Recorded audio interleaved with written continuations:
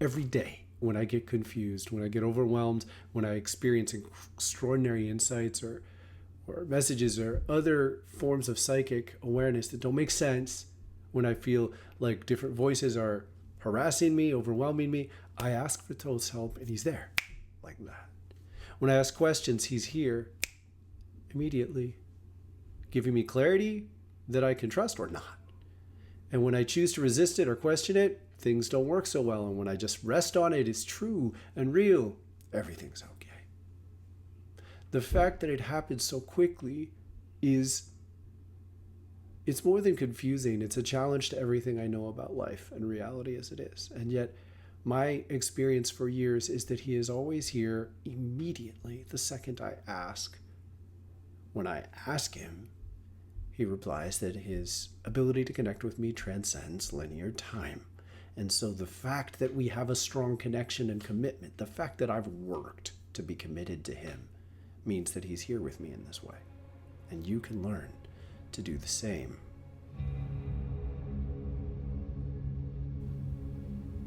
The spiritual transformation that humanity is going through now has not been possible until now.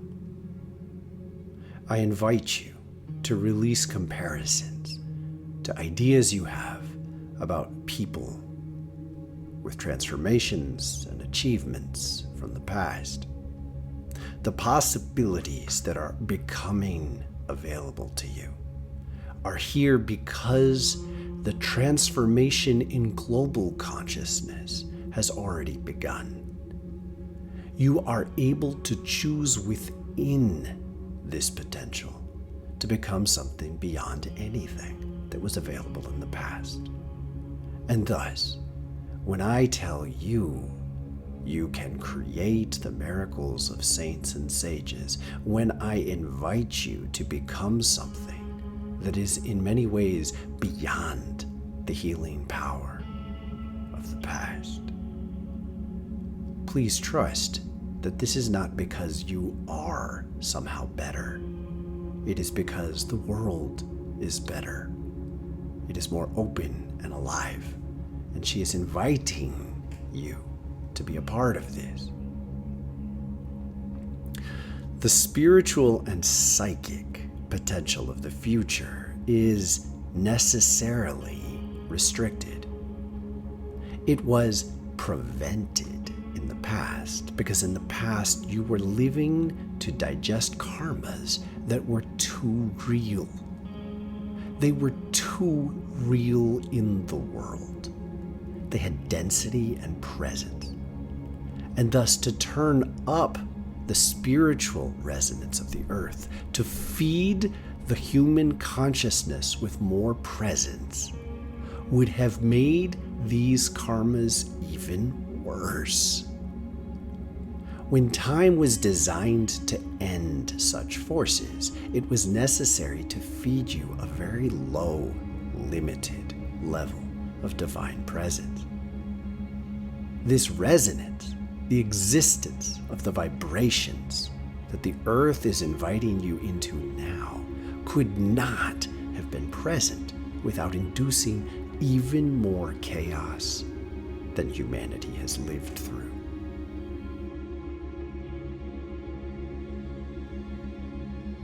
When you look into the For You tour, please feel the power and presence of what you are within you. In the past, humans were encouraged to look up for divine guidance. This was very simple. The intention was to teach you to separate divine guidance from the karmas you were releasing. Bad went down. Good came from above. This extremely simple system enabled you to recognize that the karmic densities you've been living to release were here within your body in order to let them go. You have had to be responsible for holding and then releasing these forces from within human consciousness. Because it is from within human consciousness that you have been able to embody something different from your past. This difference gave you a place to rest. It was not a pleasant place to be in many ways. And yet, you were given kindness, joy, patience, desire, the pleasure of food and the elements, the pleasure of living is something you have learned to love. And while you've learned to love it, you have been forced by yourself to embody and release karmas. Down. By experiencing bad as down, you were given the opportunity to reject that which you have already chosen not to be. And in the process, you were confronted with the potential to create worse karmas, to resent those who inhibited your life, to hate those who bumped into you. There is no other way to exist than to put you in the proximity of such terrible feelings in order to reject such terrible feelings. This negative potential is being completed. Thus, because you have lived through the era in which you have repeatedly chosen not to prioritize hatred, you are now in yourself as someone who has created an alternative path. You've always been invited into this alternative path, but you had to choose it. You had to choose it not once, but again and again and again. And you have done so, or you could not hear me now. It would not make sense. It would reject you. The simple presence of this vibration on which we are now communicating would reject you. That you can be present with this is an invitation deeper. It begins with the trust that you are being invited into a presence that transcends lifetimes, that you created. It will not make sense unless you operate on who you've been. You must cut away the last remnants of your disbelief in your eternal existence. By resting in the presence of what you have created with your spirit over the course of many lifetimes, you have the leverage to release that which is not true. This release begins with a simple shift. Stop identifying your higher self and start identifying the divinity within you. This shift is a part of the change in the times. You could not see your own soul within you because the power of your soul could not coexist with the karmas that you were completing. Now it can.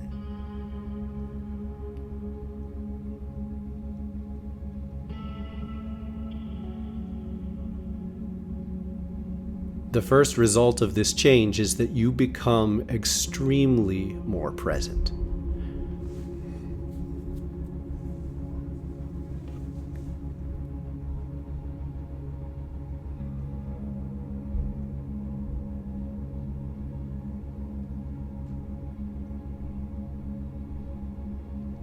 The increased presence that you experience with this change is beyond measure by standards that you have known. you are essentially being given a much greater divine spiritual allowance. You are unifying elements of yourself. As you do this, you must know both your soul and your spirit, which has been created over the course of many lifetimes. They are different, and they are both parts of you. As you embrace these waves of presence, as you embrace these bodies as your own, you gain far more influence over your reality. Your desires have more presence and thus more magnetism and thus more potential. Your fears also must be treated with increased care because they have a heightened potential to become real. Thus, you become increasingly responsible for every thought that you experience as your own. You must learn to respond to them with the simplest and most graceful forms that dampen that which you do not choose to create and embrace that which you do. It's like learning to drive much more quickly. As you navigate the momentum of thought, turning, twisting, rising, and falling, you learn to release and make choices far more quickly. You learn to navigate thoughts with your breath and with felt sensation. By embracing the presence of ideas and potentials in their vibrational presence, you can breathe with them to enhance them and breathe with them to dissolve them. Embracing this potential allows you to become more psychically aware. Now you can stare into the presence that is around you and witness a far greater range of reality without getting entangled with it. You know yourself clearly enough to recognize what is and is not you. And as you do, you take full responsibility for having called other forms of awareness close to you, either through curiosity or fear or both.